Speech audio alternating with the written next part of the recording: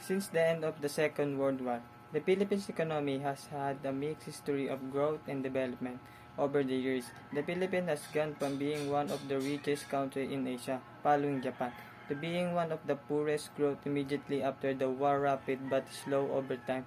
A severe recession in 1984 to 1985 saw the country shrink by more than 10%, and perception of political stability during Aquino administration further dampened economic activity.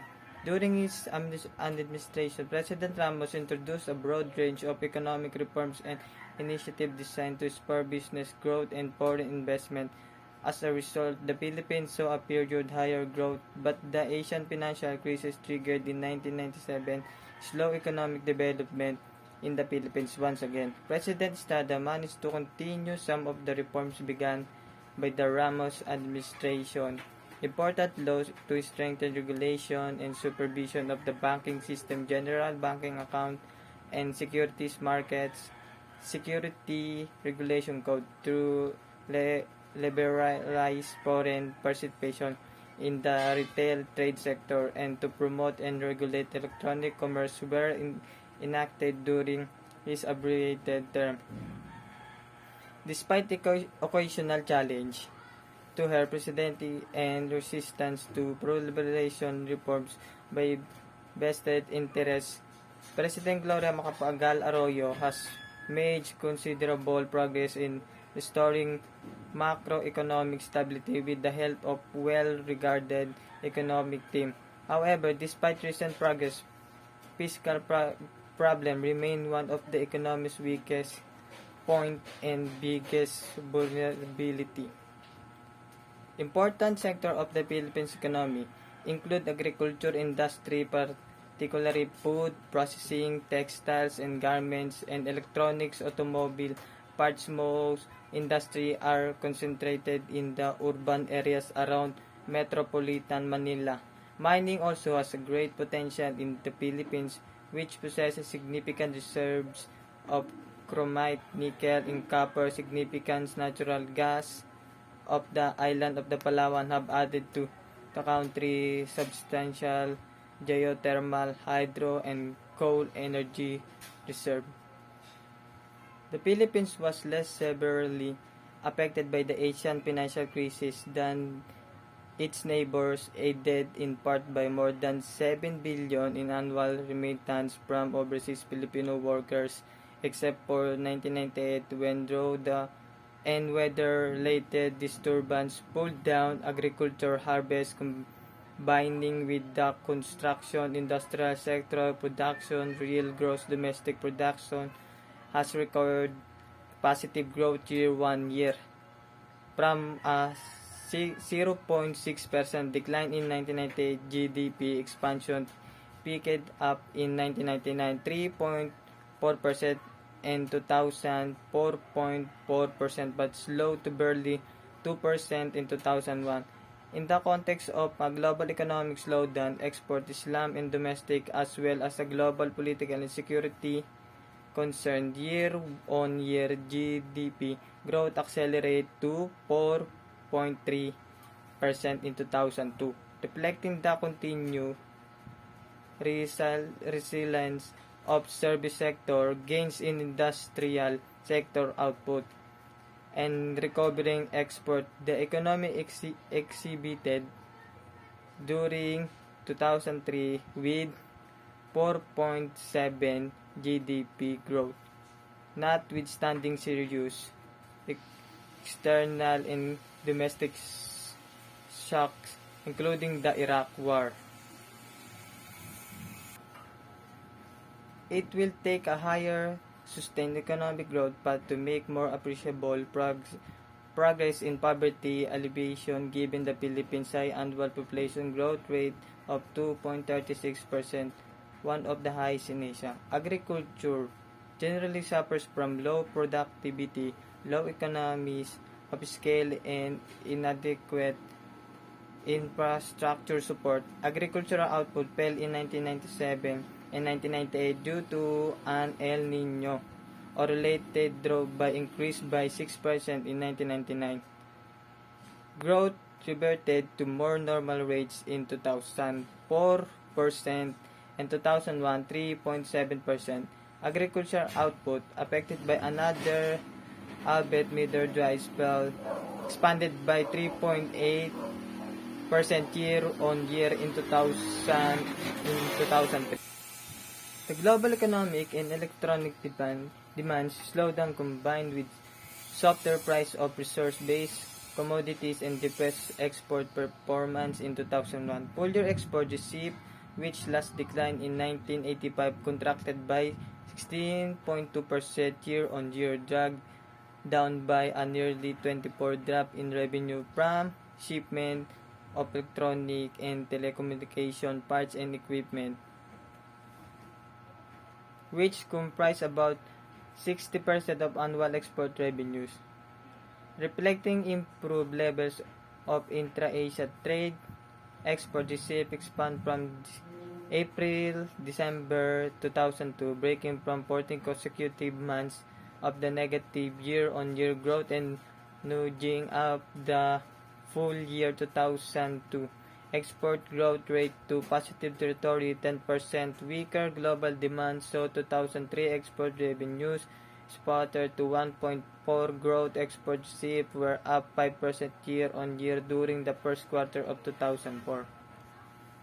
Although less severely affected than its neighbors, the Philippines banking sector was not spared from high interest rates and non-performing loan levels during the Asian financial crisis and its aftermath. Increase in minimum capitalization requirements, increasing loans loss provision, and generally healthy capital adequacy ratio have helped temper systematic risk. Philippines banks average NPL ratio, which peaked at 18% in 2002, has since stabilized to between 14% minus 15%. However, this current performance now lags more hard its neighbor countries that have moved more aggressively to address their NPL problem. The burden of the performing asset has squeezed profit margin and inhibited bank lending, posing risk to long-term viability and stability of the banking system. As of end December 2003, the Philippines peso, which closed at 55.50 pesos, had weakened by 4.7% year-on-year and by more than 110% vis the US dollar since mid-1997, reflecting uncertainties over export and balance of payments prospect, resurgent peace and order worries, and political uncertainties in the run-up to the May 2004 national election. Elsewhere, there have been some recent positive development in the Philippines economy year-on-year. Inflation, a perennial problem in the Philippines, is under control. Year-on-year inflation averaged 3.1% during 2000 and 2003, the lowest since 1987, tempered in the part of generally stable food prices, underutilized capacities, still high unemployed, and government efforts to control utility rates increase. The government expects to contain average inflation within a 4% and 5% range during 2004, despite cost-push pressure from oil price increase and public utility rate adjustment and the Monetary Authority adoption since January 2000 of the inflation targeting framework has enhanced price stability, although under pressure due in part to higher inflation expectations. Domestic interest rates have tapered significantly in recent years, aided by moderate inflation and stable monetary policy. The government, which is targeting lower fiscal deficit starting 2003 toward balancing budget by 2009, contained the full year 2003 budget deficit to 4.6% of GDP, reflecting spending restraint and more vigorous effort by tax collection agency to improve administration, enforcement, and governance. The Aquino and Ramos administration opened up the relatively closed Philippines economy and provided the premier base of sustainable economic growth. After a slow start, President Estrada and his cabinet continue with an expanded liberalization and market-based policy and reform efforts to reform the constitution to encourage foreign investment, particularly foreign ownership of land, were abandoned amidst nationalist opposition. Initial optimism about prospect for economic reforms also had dimmed amid concern of government corruption scandal involving the Philippine Stock Exchange and the president close ties to certain businessmen shocked confidence of investor and business community and ultimately led to success effort to impeach and remove President Estrada.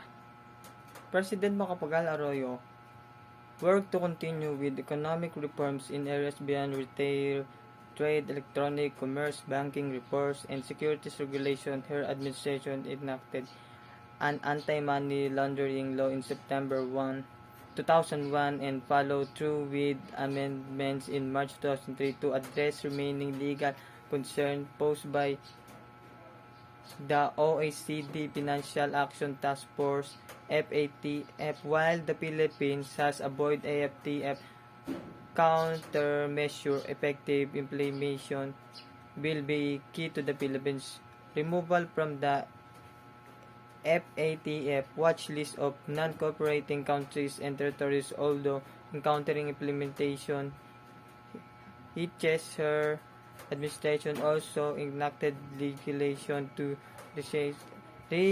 rationalize and privatize an electric power sector. In January 2003, President Macapagal Arroyo signed into law two priority initiative to reform the government procurement system, the Government Procurement Reforms Act, and to help ease the burden of the non-performing asset on the financial sector through the establishment of the private asset management companies, the Special Purpose Vehicle Act. During the first quarter of 2004, she signed into law legislation to rationalize and fog leakage in the Philippines, a convoluted documentary stamp tax system encouraged secondary trading of financial instruments as well as regulation, the Circulation Act, towards establishment the necessary extraction and market environment for a wide range of asset-backed securities. She also signed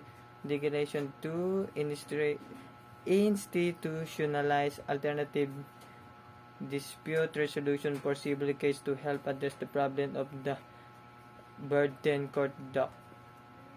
During 2017, the current account balance fell into the negative range, the first time since the 2008 global financial crisis, in part due to an ambitious new infrastructure spending program announced this year. However, international reserves remain comfortable levels in the banking system is stable.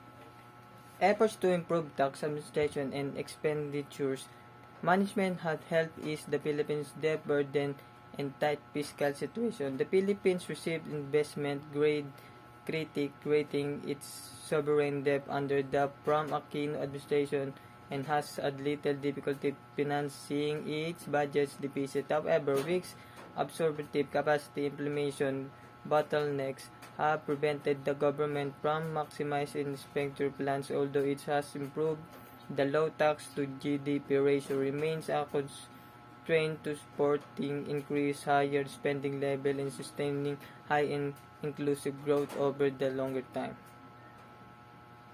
Although the economic grow at rapid pace under the Aquino government, challenges to achieving more inclusive growth remain. Wealth is concentrated in the hands of rich.